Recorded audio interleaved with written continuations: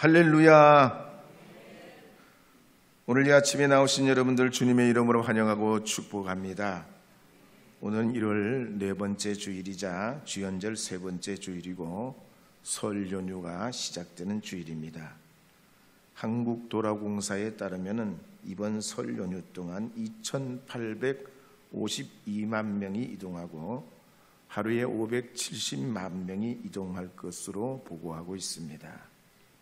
우리나라만 그런 게 아닙니다. 중국도 춘절을 맞이해서 수억 명이 고향을 방문합니다. 그런 의미에서 먼저 우리의 영적 고향인 주님 앞에 나오신 여러분들을 환영하고 축복합니다. 저는 오늘 고린도전서 12장 12절에서 31절 말씀을 중심으로 하회와 일치라는 제목으로 하나님 말씀을 증거하려 합니다. 본문으로 삼고 있는 이 고린도전서는 바울이 개척한 교회입니다. 그런데 문제가 생겼습니다. 바울은 이를 해결하기 위해 편지를 쓰게 됩니다. 성경시대는 이 고린도가 세계화된 도시고 그리스 아가야 지방의 수도이고 번창한 상업도시요 문화도시였습니다. 그렇지만 이런 고린도는 다양한 종교도시로서 환락의 도시였고 교회 안팎으로 분열과 부도덕과 문란한 문제와 양심 문제, 질서 문제, 은사 문제, 부활과 영생 문제에 관한 이런 복잡한 일들이 교회 안에 내재해 있었기 때문에 바울은 이에 대해 깊은 통찰력으로 고민하고 있는 겁니다. 그런 맥락에서 보면 오늘 본문 말씀은 그리스도 안에서 우리가 하나 되어야 한다 하는 것을 강조하고 있습니다. 그래서 고린도전서 12장 12절에 읽어보면 이렇게 기록하고 있습니다. 함께 읽어보겠습니다. 몸은 하나인데 많은 지체가 있고 몸에 지체가 많으나 한 몸인 것 같이 그리스도도 그러하니라. 바울은 우리 몸이 하나지만 많은 지체가 있는 것 같이 그리스도도 한 분이시지만 많은 지체가 있다는 개념을 가지고 교회는 그리스도 중심으로 하나 되어야 함을 강조하고 있습니다. 특히 오늘날 살아가는 세상은 자기만의 기준을 가지고 사는 시대요, 개성시대입니다. 남과 비교하지 않고 못난 것도 예쁜 것도 특별히 없고 우리 몸이 불편해도 좀 몸무게가 많이 나가도 상관없습니다. 대머리라도 흰머리라도 곱슬머리라도 오히려 그게 더 매력입니다. 개성이란 말이죠. 패션도 그렇습니다. 촌스럽고 투박스러워도 그게 멋이에요. 445 사이즈를 우리가 못 입어도 그게 매력이에요. 거친 어글리라고 해도 그게 매력이라고 생각하는 시대입니다. 한번 인사해 볼까요? 명절도 다가왔으니 참 매력 있으세요. 다시 보니 더 멋지시네요. 할렐루야. 개성이 있으니까 얼마나 좋아요. 나하고 다르니 얼마나 축복돼요. 교회도 그렇습니다. 큰 교회, 멋진 교회, 초현대식 교회, 역사 있는 교회도 있지만 작은 교회, 개척교회, 2층, 3층, 4층, 5층 그런 교회도 있고 옥탑 교회도 있고 지하 교회도 있습니다. 낡아서 허물어져 가는 교회도 있고 비가 오면 새는 교회도 있습니다. 그러나 다 소중합니다. 귀합니다. 물고기 중에 몸무게가 가장 많이 나가는 놈은 고래입니다. 고래 중에도 흰긴 수염고래는 길이가 35m고 몸무게가 130톤입니다. 물고기 중에 가장 빠른 물고기는 도새치입니다. 몸 길이가 2.5m에 몸무게가 60kg로 자라납니다. 그렇지만 바닷물 속에서는 시속 109km로 날아가듯이 수영합니다. 새 중에 날개가 가장 큰 놈은 타조입니다. 키도 2.7m나 돼요. 타조 앞에 서면 다 사람이 작습니다. 근데 이 타조는 날질 못해요. 진짜 빠르게 나르는 새는 있는데 이게 송골매입니다. 이 송골매는 시속 350km로 KTX 속도로 날아갈 수 있습니다. 세상에 참 다양하게 정말로 비슷하지만 하나도 같지 않도록 천지 만물을 지으신 하나님의 그 신비는 놀랍고 놀랍습니다. 2004년도에 한국 리서치에서 발표한 걸 보면 24년도에 발표한 걸 보면 우리 기독교 신자는 통계상 20%입니다. 인구의 20%예요. 10명 중에 2명은 예수 믿는다는 겁니다. 그 중에는 장로교, 감리교, 순복음교, 침례교, 성결교, 성공회, 루터교, 가톨릭 등이 있습니다. 단일 교단으로 가장 큰 교단은 가톨릭입니다. 근데 근자에 와서는 우리 한국 사회가 탈종교화 현상이 일어나요. 교회를 떠나요. 신앙생활을 안 하려고 그래요. 더욱이 개신교인들은 점점 더 우익화되어 가고 있어요. 개신교는 극우 쪽으로 자꾸만 쏠려가고 있어요. 그래서 일반 사회 여론조사에 보면 개신교인들과 거리를 두고 싶어 합니다. 왜? 이중적이라는 거예요. 또 사기꾼 같아. 우리는 그렇게 생각하지 않지만 일반 사람들은 개신교인들 자꾸 사기꾼처럼. 왜 그렇게 앞과 뒤가 다르냐고 봐요. 근데 천주교와 불교인들에 대해서는 그렇게 생각 안 합니다. 온화하고 따뜻한 긍정적인 생각이 우세적이에요. 따라서 우리 한국교회가 무엇보다도 시급한 과제가 있다면 우리 사회의 윤리 도덕에 동참해야 됩니다. 봉사와 구제 활동에 앞장서야 돼요. 환경과 인권 운동 같은 데도 관심을 가져야 돼요. 문화예술 교육 활동에도 함께 해야 돼요. 예수님 사랑으로 공감대를 가지려고 큰 마음과 그릇이 돼야 됩니다. 여러분 바둑 두는 걸 보면 포석을 잘해야 되잖아요. 먼저 포석을 잘해야 돼요. 포석을 잘못하면 망칩니다. 우리 크리스찬의 복음도 우리 한 사람 한 사람의 신앙의 고백을 큰 그릇에 담아내려면 이 세상을 예수님 사랑으로 다 포용할 수 있어야 돼요. 주님의 사랑은 그러고도 남는 능력과 깊이와 넓이가 있는 줄 믿으시기 바랍니다. 그래서 고린도전서 12장 13절에 보면 이렇게 증거합니다. 함께 읽어보겠습니다. 우리가 유대인이나 헬라인이나 종이나 자유인이나 다 한 성령으로 세례를 받아 한 몸이 되었고 또 다 한 성령을 마시게 하셨느니라. 우리는 한 성령으로 세례를 받았고 같은 성령으로 거듭나게 하셔서 그리스도께 접붙여졌다는 얘기입니다. 그리고 예수님 나의 구주로 고백하고 믿음, 소망, 사랑을 가지고 항상 기뻐하고 쉬지 말고 기도하고 범사에 감사하는 신앙생활을 이루어가고 있습니다. 기독교 역사를 봐도 그렇습니다. 초대교회를 보면 120명의 성도들이 성령 충만, 은혜 충만하면서 그들이 언제나 함께합니다. 물건을 서로 통용하고 재산과 소유를 팔아가지고 각 사람의 필요를 채워줍니다. 마음을 같이 합니다. 성전에 모이기를 힘씁니다.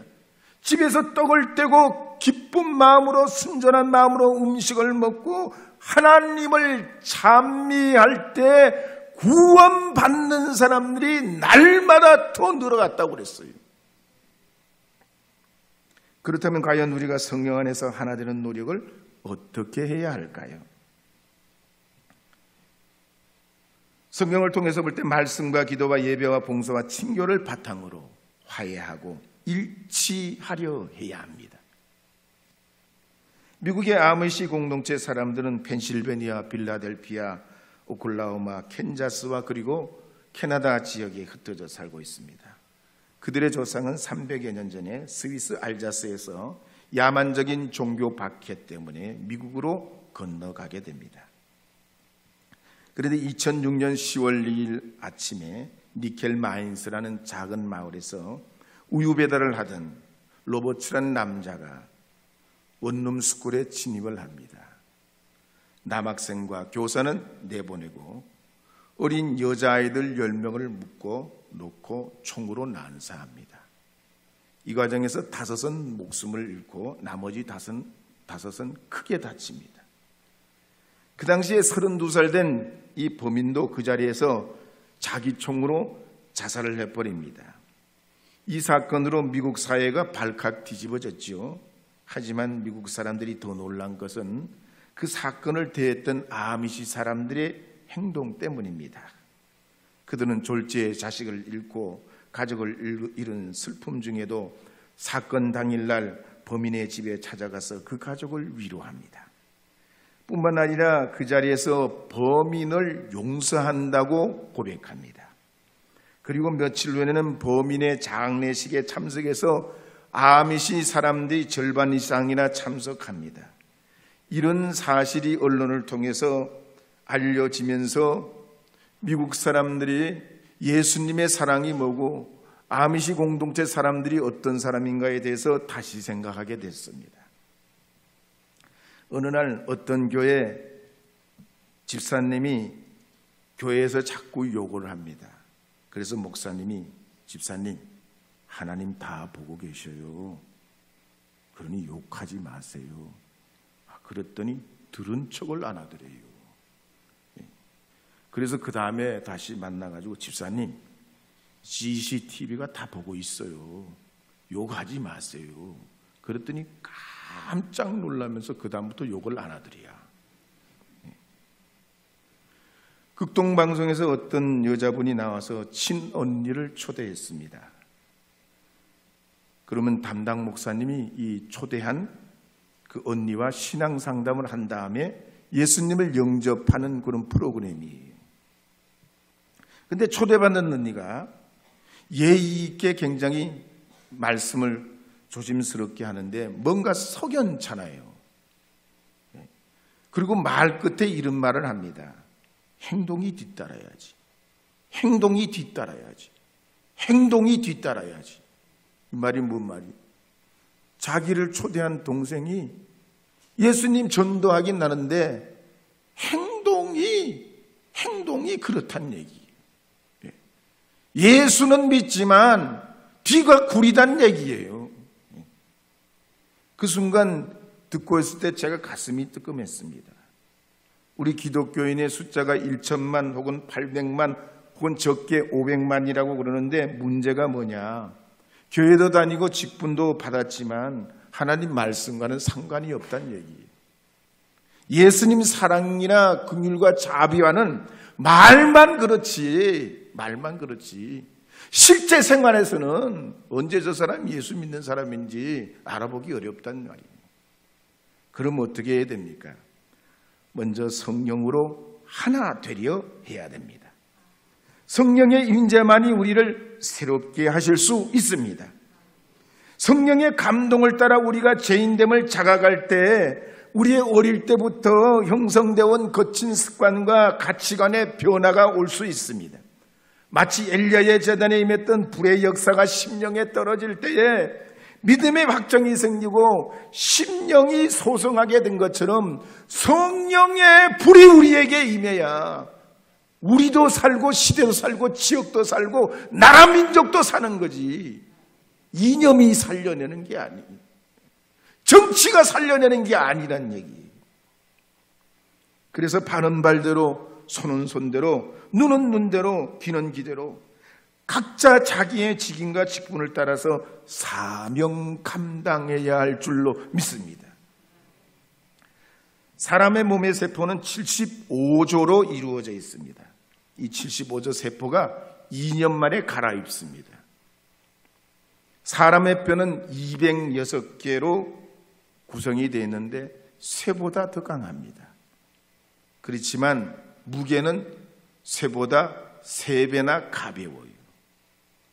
사람의 기도 그렇습니다. 너무 시끄럽지 않고 또 그렇고 너무 조용하지 않는 것만 들을 수 있어요.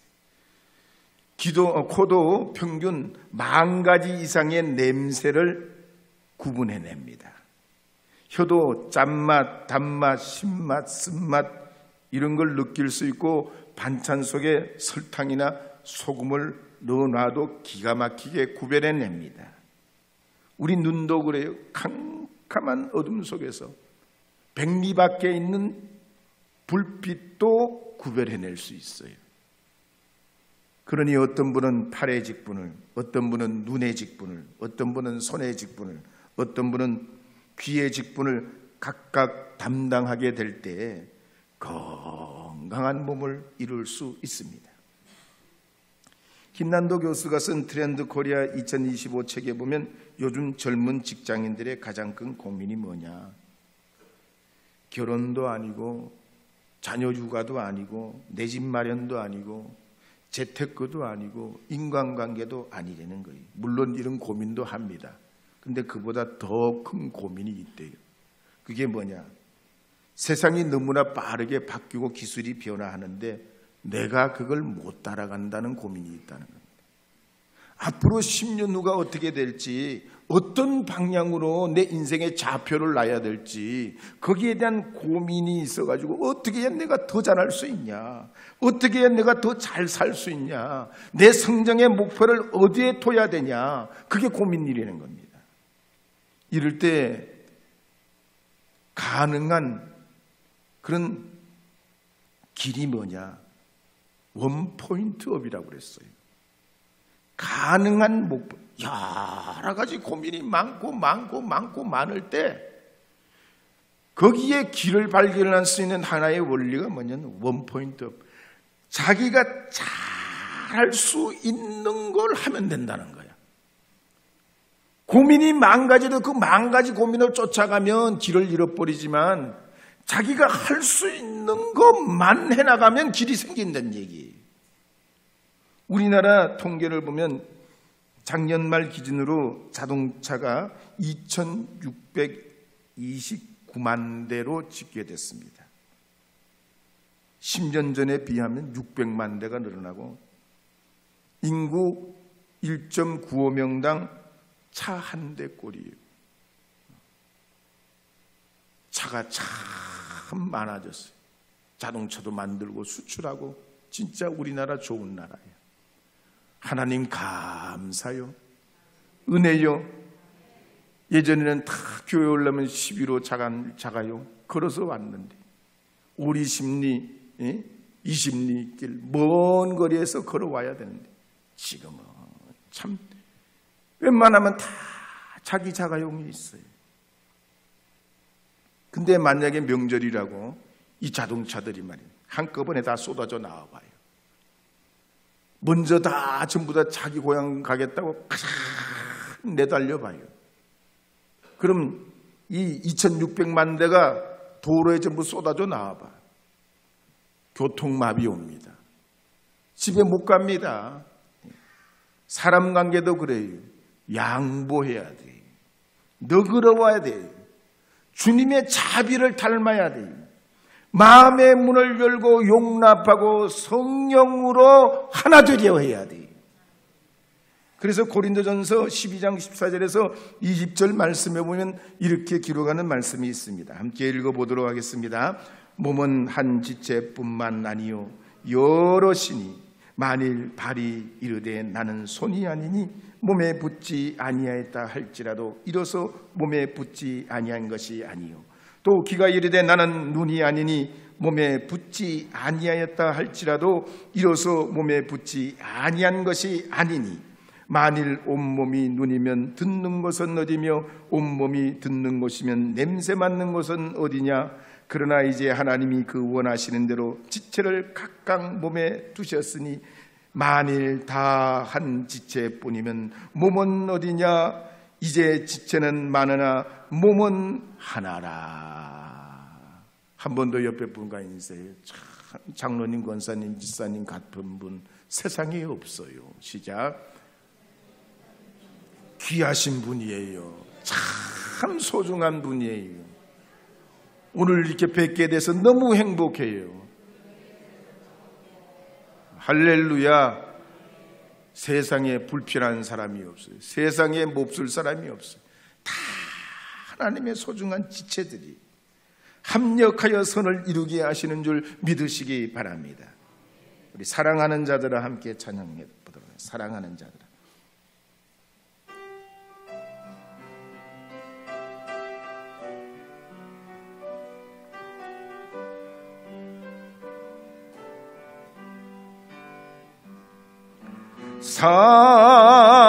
사랑하는 자들아, 우리가 서로 사랑하자.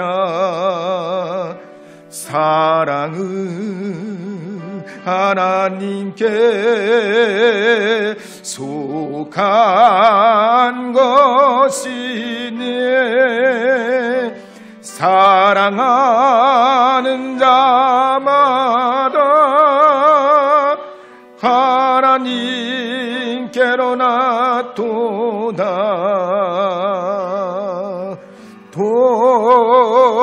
독생자를 세상에 보내심은 우리를 살리게 하시려 화목제로 보내셨도다. 화목제로 보냈도다. 사랑하는 자들아, 서로 사랑하자. 사랑은 하나님께 속한 것이니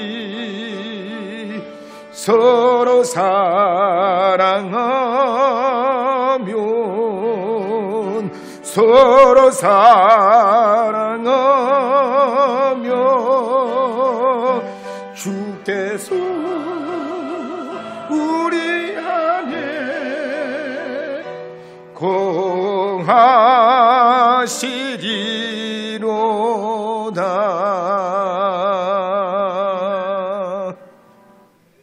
두 번째로 성령으로 화해와 일치를 이루려면 말씀 부흥이 와야 됩니다. 하나님의 진리, 영적 소수인 우리 심령의 모멘텀이 되는 하나님의 그 강한 은혜의 진리의 역사가 우리 안에 부흥이 와야 됩니다. 지금도 이스라엘 예루살렘에 가면 동문, 마문, 양문, 골짜기문, 분문 그리고 수문이 있습니다. 그런데 느헤미야서에 보면 70년 만에 예루살렘으로 돌아온 이스라엘 백성들이 물을 길르러 나오는 수문 앞 광장에 모였습니다. 이유는 하나님 말씀 사모하는 그 열망 때문이에요. 새벽부터 정오까지 6시간 말씀을 듣고 은혜를 받습니다. 그래서 느헤미야서 8장 5절 6절 말씀에 보면 이렇게 기록하는 말씀이 있습니다. 읽어보도록 하겠습니다. 에스라가 모든 백성 위에 서서 그들 목전에 책을 펴니 책을 펼 때에 모든 백성이 일어서니라. 에스라가 위대하신 하나님 여호와를 송축하며 모든 백성이 손을 들고 아멘 아멘 하고 응답하고 몸을 굽혀 얼굴을 땅에 대고 여호와께 경배하니라.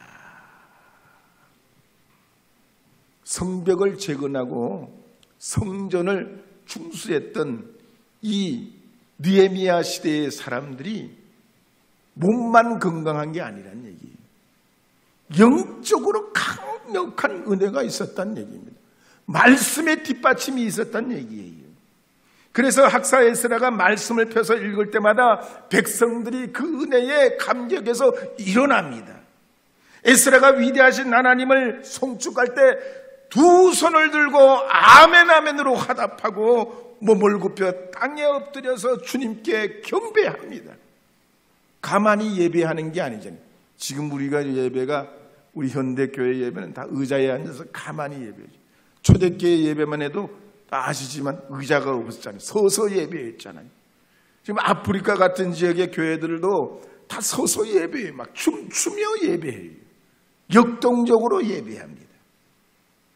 우리가 축구나 야구나 배구나 탁구나 스포츠 중계를 보면 승부가 치열할 때 응원하는 관중들이 어떻게 합니까? 어떻게 해요? 벌떡 일어나가지고 말이죠. 누가 말하지 않아요. 누가 말하는 게 아니에요. 막 일어나서 막 손을 들고 막 손뼉을 치고 발을 구르고 북을 추고 뭐 춤을 추면서 자기 편을 응원합니다. 이걸 보면요, 장장만 불붙는 게 아니에요. 우리 심령도 불붙을 수 있어요. 불붙기가 쉽지 않아서 그렇지, 한번 우리 심령에 불붙으면 기적과 능력이 나타나요. 누구도 할 수 없는 일을 이룰 수 있는 하나님의 강력한 역사가 우리를 통해 나타나는 줄 믿습니다. 그래서 느헤미야 시대의 사람들이 이 강한 하나님의 말씀의 은혜를 받고 무릎 꿇고 하나님을 송축하고 두 손을 들어 아멘으로 화답하고 몸을 굽혀서 얼굴을 땅에 대고 주님께 경배합니다. 사람은 그렇습니다. 집으로만 행복할 수 없어요. 자동차만으로도 행복할 수 없고 인문사회, 정치, 경제, 과학, 기술로만으로도 행복할 수 없습니다. 하나님의 말씀, 주님의 거룩한 말씀이 우리 심령, 주의 진리가 우리를 끌어가는 경험을 할 때 인생의 의미를 깨닫게 돼요. 그래서 주전 8세기 아모스 선지자가 이렇게 선포하는 내용이 나옵니다. 아모스서 8장 11절 말씀입니다. 함께 읽겠습니다. 보라, 날이 이를지라 내가 기근을 땅에 보내리니 양식이 없어 주림이 아니며 물이 없어 가람이 아니요 여호와의 말씀을 듣지 못한 기갈이라. 경기도 양평에 가면 북한강, 남한강이 합쳐진 두물머리가 있습니다. 강원도 정선에도 가면 송천과 골지천이 합쳐지는 아우라지가 있습니다. 우리 신앙도 그래요. 하나님 말씀 듣고 읽고 깨닫게 될 때 심령이 뜨거워져요. 말씀에서 주님 만나야 돼요. 그러면서 거듭나기도 하고 은혜 충만하기도 하고 감동이 오기도 하고 회개의 눈물이 쏟아지기도 하고 통의 자복도 할 수 있어요. 우리 마음이 정결케 되는 거예요. 감성도 살아나고 영성도 살아나고 지성도 열리고 하나님 앞에 하나된 교회를 이루어가는 그런 경험을 할 수 있습니다. 그러기에 오늘 이 아침에 나오신 여러분들은 성령 충만을 사모하시고 말씀 충만도 사모하셔서 이 나라의 민족이 하나님 앞에 복된 나라와 민족이 될 수 있기를 바랍니다. 자자손손 행복한 나라, 행복한 가정, 행복한 교회, 행복한 지역이 되어야 할 줄로 믿습니다. 이 일에 우리를 부르신 줄 믿고 이번 이 설 명절에 여러분 가족들이 모이시면 꼭 주님의 은혜 위에서 여러분 가족들을 품고 보듬어 주시고 사랑해 주시고 위로해 주시고 격려해 주시고 축복해 주셔서 여러분의 가정이 다복하고 평안하고 하나님이 주신 그 안식이 있는 믿음의 가정들이 다 되실 수 있기를 주님의 이름으로 축복합니다.